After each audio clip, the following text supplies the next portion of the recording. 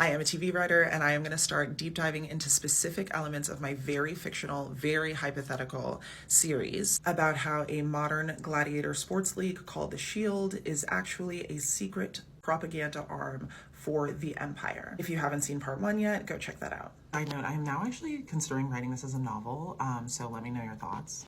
I've never written a novel before, and that sounds very scary to me. Let's talk about how the Moguls partnership works with The Shield in my, again, very fictional TV series that I am breaking down with you for educational purposes, because I am also a college professor of TV and screenwriting. The Moguls company manages massive music artists. Partnership with The Shield is actually a win-win. The Mogul benefits from putting on the mid-game show because he can theoretically promote his company's clients. In Hollywood, this is called packaging. The Shield benefits from having the Mogul because he is connected to pretty much every major artist and also respected by every major artist. Now, at this time, the Mogul's image as a member of the social justice community is also gonna lend credibility to the Shield with audiences of color. Remember, the way all this started is because the Mogul was one of the most outspoken supporters of the kneeling players protest in 2016. And it's even rumored that the Mogul convinced his friends to not play the mid-game show in order to support the kneeling player. In 2019, the Shield strikes a deal with the Mogul, bringing him into the fold, and then co-opts him,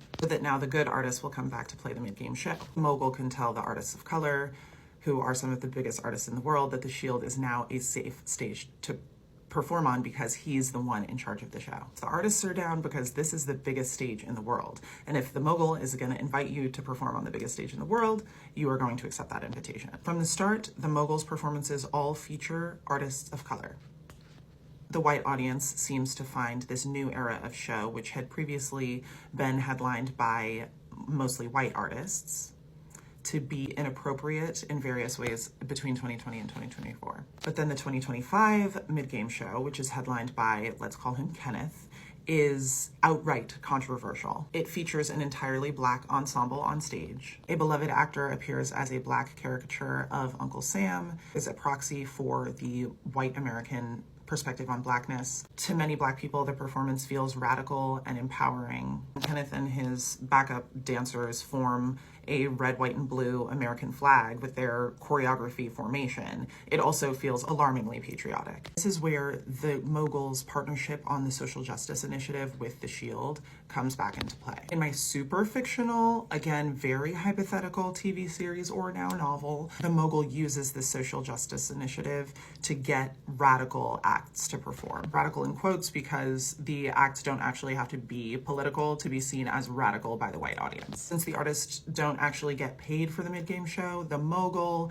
in my version, again, very hypothetically, promises the artist that he will donate to one of the artist's philanthropic causes via the social justice initiative, via The Shield. And the artist gets to use the performance to expand their platform without feeling bad, because they're not getting paid for it and they're in some way giving back to the community. So then what does The Shield get? Well, this series exists in a world where the people have so little power and so little money that their main form of currency is their outrage. When the mid-game show features an artist of color, the audience of color feels seen. Then when this performer angers the white audience, the audience of color feels more than seen. They feel empowered. It convinces Black and brown viewers that The Shield values them and they keep watching. In 2025, this works. After Kenneth's performance, Black people are dissecting every frame of the show. I loved it so much that I dedicated an entire section of all of my college classes to it. Meanwhile, the white audience is ironically upset about the lack of diversity, aka white people, on stage. Remember the thesis of my hypothetical fictional project. The Shield is a propaganda reality show that's fueling white nationalism. The more radical the performer, the more inflamed the white audience, which is the majority of the audience. The more alienated the white audience feels by these performers of color, the more likely they are to push right. And the further right they push, the more blindly nationalistic they are. Now let's circle back to the sweetheart singer. She is supposedly offered the 2026 mid-game show, but she allegedly turns it down because she wouldn't be able to own the rights to the performance. That detail is important because it implies that she wanted to do it, that she would have done it, but either the Shield or the Mogul wasn't willing to cooperate. In my hypothetical fictional series or novel, that offer never happens. Think about it, the Mogul would never offer the sweetheart singer the mid mid-game show because his role is to appeal specifically to the audience of color. If the Shield plants the rumor itself, the white audience is going to think that it could have had the Sweetheart Singer perform the mid-game show. And that is when, bam, we find out that the mid-game 2026 show is going to be headlined by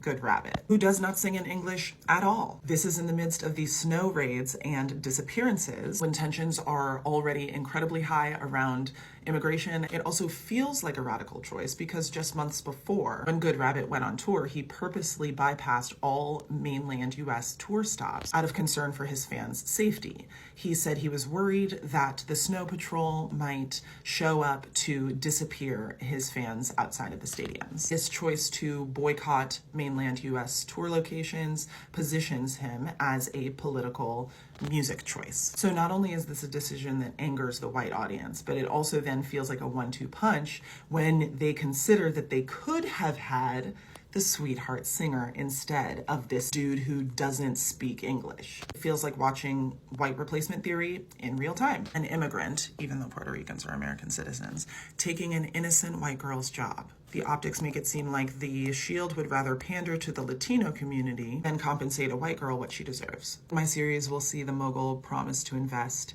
in Good Rabbit's Puerto Rican philanthropic cause on behalf of the Shield. And then when the 2026 mid-game show rolls around, there are a whole lot more new Latino eyeballs watching because they feel seen by the Good Rabbit choice. The cycle repeats for as long as the mogul and the Shield are partners. Now, I want to be clear, I am not saying that these musical acts are knowingly selling out. I believe that the artists believe that partnering with the Shield and with the mogul will have net positive benefits for everyone. Because again, the mid-game act does not get paid. I am also not suggesting that the Shield owns these musical acts after they perform in one of their mid-game shows. But the Shield is one of the Empire's most powerful corporations, so aligning with them even just for a one-night performance requires the artist to sanitize and corporatize their own image. For a lot of these artists who have been mainstream forever, that is not that big of a deal. But for younger, less ubiquitous artists, this can have a lasting impact on